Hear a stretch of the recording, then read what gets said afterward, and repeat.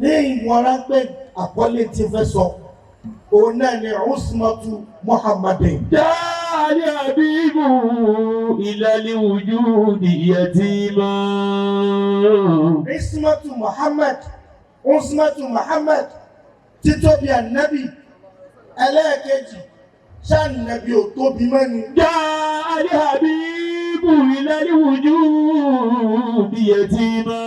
Nítorí pé tá a bá sọ pé ànábì ò tóbi mọ́ pípé tí àlùfáà wáyé ìdọ́pẹ̀ wá ó pè àwọn oníwàásí ó pè wọ́n gẹ́gẹ́ bí múrítàkọ́ ìdàbà. Ilali wujudi yatima.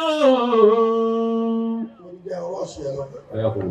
Tí bá rọ́ọ̀ṣì ẹ̀ lọ, àsìkò mi ti fẹ́ ṣe àsìkò prógrámù tí wọ́n fún mi ti fẹ́ tó. Àìdùnnú, wọn ló kù ṣẹ́jú mẹ́rin. Ismatu Muhammad Ainurido, èyí tẹ́ ẹ gbé kalẹ̀ yìí, òun náà ni pé nǹkan méjì ni, títóbi ànábì, bó ti tóbi tó làwa náà ń tóbi. Báwo kí ló wá dé títóbi ànábì, ó ti fẹ́ máa di ohun tó kéré. Bẹ́ẹ̀ kẹ̀dẹ̀rẹ́ kò sí ohun tó lè kọlu ànábì wa Muhammad sallam léèbú tó lè ti ànábì ṣubú àbí tó lè ti kàrámà ẹ̀ ṣubú. Ṣùgbọ́n kàrámà tí tó bí ànábì ń ṣe bí ẹni fẹ́ mọ́ ṣá látọwọ́ àwa tá a pera wa ní àdúràtù. Kí ló fà á? Ẹ rí wípé Usmatu Muhammad àti asababatu wal mushatama méjèèjì òun ni ànábì tóbi. Àwọn kan wá ń dé lónìí àtàwọn tí wọ́n ń lajú lọ́mọ kéékèèké tí wọ́n ń jẹ́ mùsùlùmí táwọn náà ń gbé fóònù dání. Wọ́n padà wá rí pé bí Usmati Muhammad iltahaqat bihi asababatu wal mushatamatu. Wọ́n ti wá rí pé èébú àti ká máa yẹ̀yẹ́ ó ń ṣe ńlá ó ti ń lépa bá títóbi ànábì wa Muhammad. Ṣàmà pé gbogbo ẹni tó bá jẹ́ àdáyìyàtú alhaziku tó jẹ́ olùpèpè sójú ọ̀nà tọ́lọ́hún tó bá ń pè é wáyé jọ̀hún bí wọ́n ti ń bá bàbá wa ti ń pèpè sójú ọ̀nà tọ́lọ́hún tó gbogbo àwọn tá a pè ní oníṣẹ̀ṣe yìí ẹ rí i pé gbogbo wákàtí wọ́n dá láyé lóòótọ́ àwọn bàbá wa jọ̀ náà èèyàn gbọ́dọ̀ sọ pé wọn ò ṣe dáadáa o. Wọ́n ní àwọn wákà kan tó ṣe pé wọ́n bú àwọn oníṣẹ̀ṣe tó ṣe pé bí wọ́n ti bú àwọn oníṣẹ̀ṣe yìí ìkàràmù àwọn àgbàlagbà jọ̀hún títóbi wọn jọ̀hún wọn ò lè wojú wọn láéláé.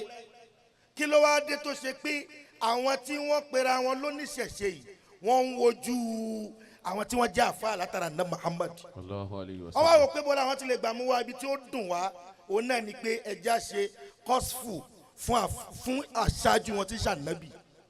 Tí n bá ń wo bí wọ́n ti yẹ̀yẹ́ oúnjẹ ńlá báyìí inú mi ò kì í dùn. Àmọ́ àwọn wo ni kí ni asábàbù wal illatu? Asábàbù wal illatu ja'at min qibali du'ati. Ó já sí wípé gbogbo èébú yìí ó wá látọ̀dọ̀ àwa tá à ń pèpè sójú ọ̀nà tọ́lọ́hun. Kò sí ìtò kan wá pẹ̀lú gbèsè ayé wọn. Nítorí pé ní tí ó fi kàn wá pẹ̀lú gbèsè ayé wọn ń dùn wọn láti fèsì. Ọlọ́run paná adébọrẹ́, Ọlọ́run gbé súnà nẹ́bì ga.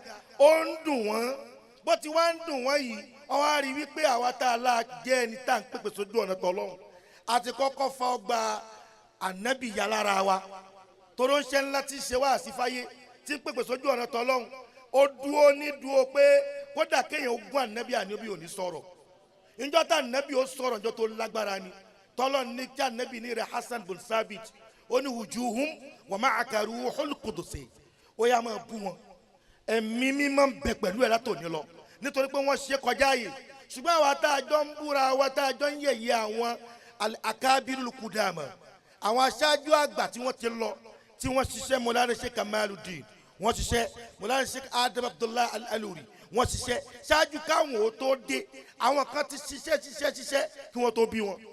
àmọ́ àwa tá a wá dé lónìí nígbà tá a ti ń yẹ̀yẹ́ ara wa wọ́n ní kullama ikhtalafa muslimani gbogbo ọjọ́ tí mùsùlùmí méjì tá a bá ń jà ó ní tó pa àṣìlẹ̀ ní pé natahajar a lè má kíra wa mọ́ ó ní bá a ti kíra wa mọ́ yìí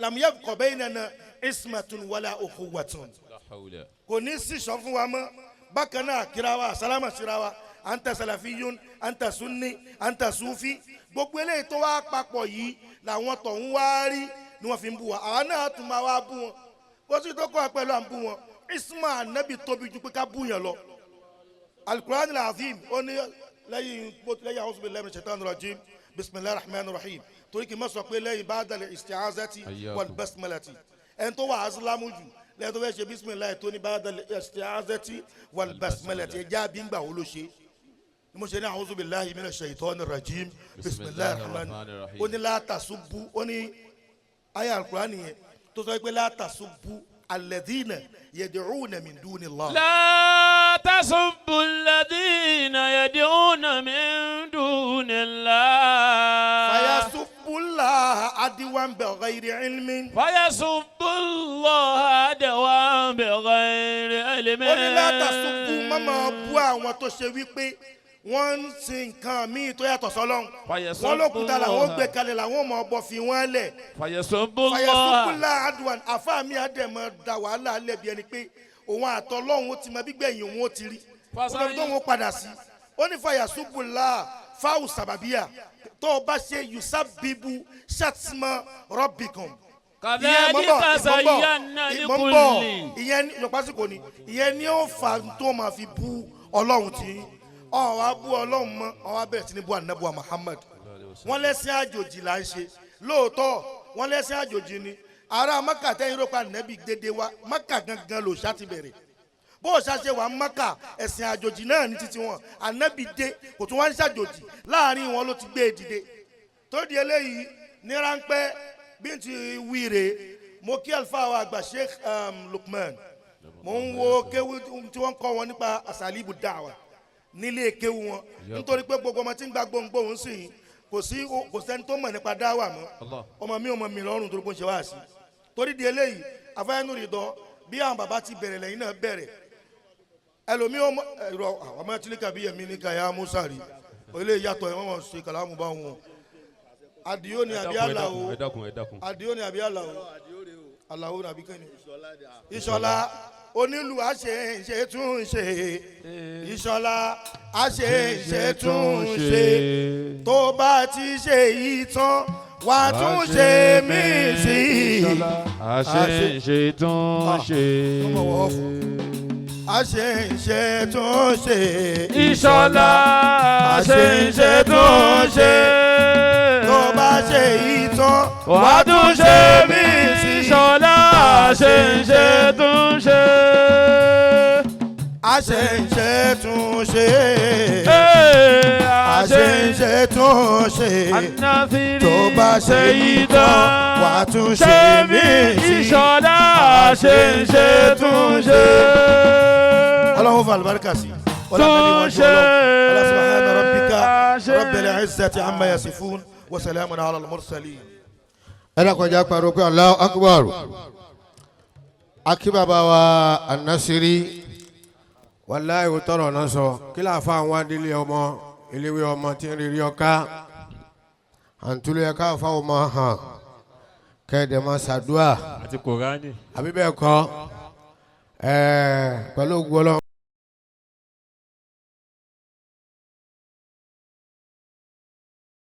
láì tóbi Al-Qur'an àbá Nasiri ẹ̀ máa bẹ pẹ̀lú àánú Ọlọ́run la hawla wala quwwata illa billah.